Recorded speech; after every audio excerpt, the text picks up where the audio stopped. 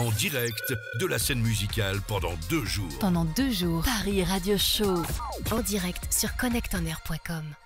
Avec Broadcast Associés. L'interview sur Connect en Air. Sévan, je t'en prie. Oui, avec plaisir, puisque j'ai la chance de recevoir une fois de plus 2 jolies femmes. Alors je vais essayer de ne pas écorcher les noms. Il y a Lauriane Capriélan. Parfait. Yes. Et il y a Cindy Honnet. Parfait. C'est ça. Voilà. Et alors, elles ont une démarche particulière parce qu'elles font toutes les deux des podcasts. Je me trompe pas. C'est ça. Et elles sont venues nous parler du contraire du podcast. C'est-à-dire, il va y avoir le cast-pod. C'est drôle ça. Là on est dans les mots. J'ai essayé. Non, mais c'est-à-dire que le podcast, quelquefois, c'est de passer de l'écrit à l'audio, on est d'accord. Et là, elles sont venues nous parler de quelque chose qui va parler du podcast par écrit. Et justement, on est en train de lancer le magazine et elles sont les porte-parole et les ambassadrices de ce qui est en train de se passer. Est-ce que j'ai résumé ? C'est ça, je trouve que c'est bien résumé. C'est bien résumé. Ouais, c'est bien résumé. Voilà. Concrètement, vous faites quoi ? Vous sortez des recueils sur les podcasts audio ? Alors le concept, en fait, c'est que depuis hier, il y a la plateforme participative KissKissBankBank qui est lancée. KissKissBankBank ? BankBank. D'accord. Qui est lancée. Alors ça s'orthographie comment ? Kiss. Bank. Non, c'est Bang Bang. Bang Bang. Mettez-vous Bah, d'accord. Voilà, Mettez-vous d'accord. Plateforme participative qui demande justement la participation financière pour lancer le premier magazine papier qui va traiter du podcast, fait par et pour les podcasteurs, en tout cas les amoureux de l'audio et principalement pour les podcasteurs. Vous n'avez rien à rajouter là-dessus, il a tout dit en fait. Eh bien, si, en fait, ce magazine, en fait, il a été fait par les podcasteurs. Donc, il y a une 60aine de podcasteurs, de rédacteurs qui ont participé. C'est une vraie communauté qui s'est construite autour de ce magazine. Et c'est aussi une plateforme où on invite les gens à venir participer. Alors, sur cette plateforme, il y a de la place pour tout le monde. Ça s'appelle Cool. Il y a donc les écouteurs sont les gens qui sont passionnés de podcast, qui n'ont pas de podcast, mais qui veulent en entendre parler, qui veulent connaître l'actualité du podcast et qui vont être informés de un peu les articles qu'il va y avoir dans le podcast magazine. Donc c'est une plateforme en ligne qui est en lien avec le magazine. Donc les écouteurs, ensuite les haut-parleurs, donc ce sont les personnes qui ont un podcast et qui veulent échanger des astuces, des bonnes pratiques, qui veulent avoir une communauté avec qui partager des tips. Et ensuite il y a les cerveaux. Donc les cerveaux, ce sont les haut-parleurs et vous m'avez dit les écouteurs, les haut-parleurs et les cerveaux. D'accord. Et les cerveaux, ce sont ceux qui rédigent en fait dans le podcast magazine. J'essaie de résumer tous les éléments de langage, ils semblent importants. Alors, et en fait, cette plateforme est ouverte à tous quoi. Tout le monde peut y trouver sa place, tous les amoureux de podcasts. Alors, ce que moi j'adore, c'est qu'elles viennent en parler de très belle façon, mais surtout la façon dont on est amené à en parler il y a quelques instants, en disant ah mais nous on n'a rien à vendre, mais on vient en parler. C'est ça, en gros, la chose. Dans ce monde un petit peu où on a la voix un peu partout, avec l'intelligence artificielle, la voix dans la voiture et le podcast qui est arrivé là, qui a fait un grand boom. C'est vrai que l'envie de créer du podcast, on en a peut-être tous envie, mais on ne sait pas comment s'y prendre. Et on a un peu fédéré une petite communauté comme ça de ceux qui aimeraient créer un podcast, de ceux qui ont déjà créé un podcast. Et voilà, on se donne des conseils. En fait, c'est un petit peu la bande de copains qui se réunissent et qui se donnent des conseils pour dire ok, ce qu'il faut faire, ce qu'il ne faut pas faire, et donner les tuyaux, quoi, les bons plans. Que ça soit en termes d'écriture, que ça soit en termes de podcast qui fonctionne, que ça soit en termes de référencement, même de matériel, micro, le montage. C'est exactement ça. Pour un produit fini qui ressemble au mieux en fait de la personne qui a envie de créer son podcast. Alors parfois on a juste une idée, on se dit on aimerait bien le faire, et puis comment on va se lancer, on a plein de questions. Et ce magazine-là, en l'occurrence, répond à ces questions. Enfin en tout cas, elle souhaiterait répondre. Parce que c'est le premier magazine, c'est ce que je disais tout à l'heure, papier qui va traiter du podcast en kiosque. Et la sortie est prévue pour le mois d'octobre. Octobre prochain. C'est ça. D'accord. Et ce sera un magazine, ce sera un numéro unique ? Non, c'est un trimestriel. Ce sera un trimestriel. Tout à fait. C'est facile de fidéliser sur un trimestriel. Eh ben, on va voir. Print. En fait, c'est un peu un pari en fait. Voilà.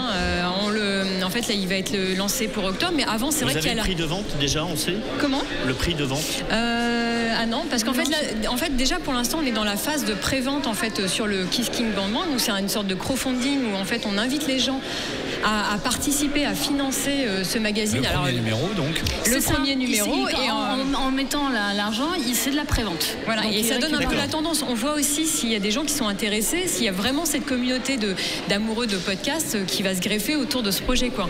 Et s'il est porteur, et donc ça conditionnera les prochains numéros. Oui, parce qu'en l'occurrence, Cindy et Lauriane ont chacune de leur côté leur activité, si j'ai tout bien compris. C'est ça. Et là, en fin de compte, elles se rassemblent pour être les ambassadrices, dire bah voilà, nous on est passionnés par un truc, il y a un magazine qui va se créer, ça serait bien que vous nous aidiez à créer ce magazine dont on fait partie. On parle de nous, mais on va aussi en parler. Et les contributeurs, vous les sollicitez comment ? Et ben les contributeurs, c'est toute la communauté en fait qu'il y a autour du pod.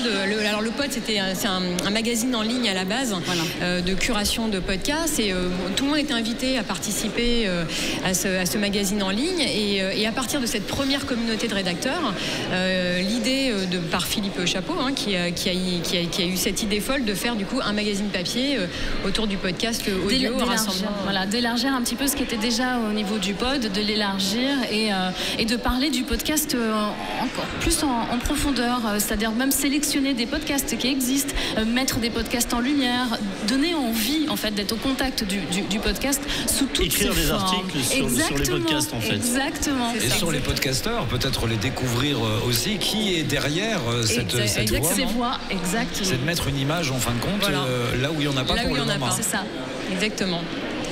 Et donc là, premier numéro, vous avez déjà une idée du nombre d'exemplaires vous avez réfléchi un petit peu la prévente, la distribution? Non, je pense que quand on lance un magazine, il y a un nombre déjà. Il y a un seuil. Oui, je crois. Mais là, il y a un souci avec le pénurie de papier. Ouais, donc, en fait, ça va aussi conditionner le nombre d'exemplaires. Je crois qu'en fait, ils sont un peu limités pour sortir des numéros, quoi. Donc là, on verra. C'est un peu la surprise. Oui, parce que quand on arrive comme ça, pas en dernier sur le marché, mais après les grands groupes, c'est plus compliqué. Je pense que ça doit être plus compliqué, quoi. Ouais. Mais dans l'idée, je trouve ça super intéressant, et surtout de vous avoir envoyé au front comme ça. Mais non, nous aussi, on aime bien l'idée. Mais j'ai trouvé ça génial de dire, quand elles sont venues me voir, bon, nous, on n'a rien à vendre, mais par contre, on peut en parler. Et ça, j'ai trouvé ça génial. C'est, en fin de compte, voilà, le côté porte-parole est vachement intéressant. Est-ce que concerné? Mais alors, sur ce salon, concrètement, vous faites quoi? Vous rencontrez. Alors non, on a quand même animé des tables rondes. J'ai fait une masterclass hier sur l'audio et l'imaginaire. Okay. Là, ce matin, j'ai animé une table ronde aussi. Cindy, c'est pareil. Moi, j'ai fait une table ronde sur le podcast de Marc hier. Donc voilà, aussi, on participe au salon, on rencontre des gens. On a 2 meet-up en fait. Un hier où on favorise en fait les rencontres entre podcasteurs, médias et producteurs. Et aujourd'hui, entre prestataires. En fait, on est des amoureuses de la voix. Amoureuses du podcast, on est pas. C'est pour ça que vous allez faire du papier. Voilà. C'est une autre voix. C'est effectivement une bonne idée pour donner envie d'écouter les voix. Et c'est vrai que par la voix, on arrive à faire passer plein de choses. Et c'est un avantage souvent sur l'image, parce qu'on parle beaucoup d'image, on parle beaucoup de vidéos. La voix permet vraiment de faire travailler l'imaginaire. Et ça, c'est quand même la force de la radio. Oui, puis, physiquement, dans notre cas, il vaut mieux. Non, c'est mieux. Alors que vous n'avez pas ce problème-là. Vous ne pouvez pas savoir. C'est la force de la radio. Et pour la fête de la radio, c'est encore plus à propos. Voilà, c'est ça. Merci. Mais juste une dernière petite question. Qu'est-ce que vous faisiez toutes les deux avant de faire du podcast? Comment on est venu au podcast? Alors moi, en fait, je suis sémiologue de formation, sémiolinguiste. Alors du coup, je fais de l'analyse de discours, l'analyse de la langue. J'écoute les gens parler. Donc tout ce qui est langage écrit, oral m'intéresse beaucoup. Et en fait, j'en suis venue après.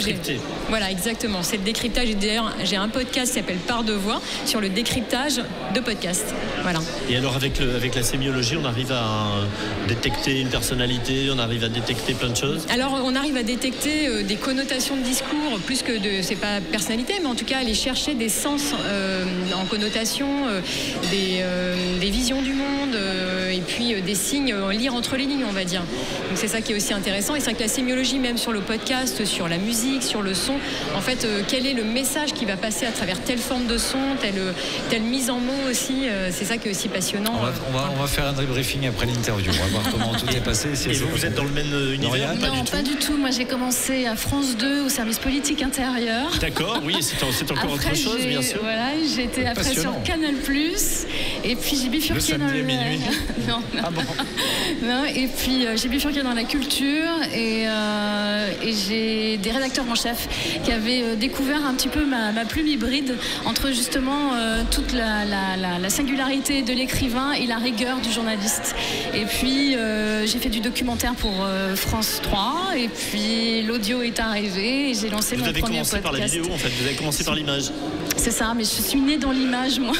Mais c'est assez étonnant, mais souvent d'ailleurs, même les animateurs de radio qui passent ensuite par la télé reviennent à la radio parce qu'il y a cette magie de la radio, il y a cette spontanéité qui fait que on revient à nos premières amours. Il y a quelque chose de vivant, quoi. Mais il y a aussi moins de contraintes. Il y a moins de contraintes, c'est sûr. Il y a moins de contraintes, on a plus de liberté en tant qu'animateur radio, c'est vrai d'être un peu plus libre que de suivre un conducteur qui est tracé seconde par seconde et de pouvoir c'est quand même cela dit en télé il y a de plus en plus de directs, donc c'est plutôt une bonne nouvelle. Il est temps que ça revienne.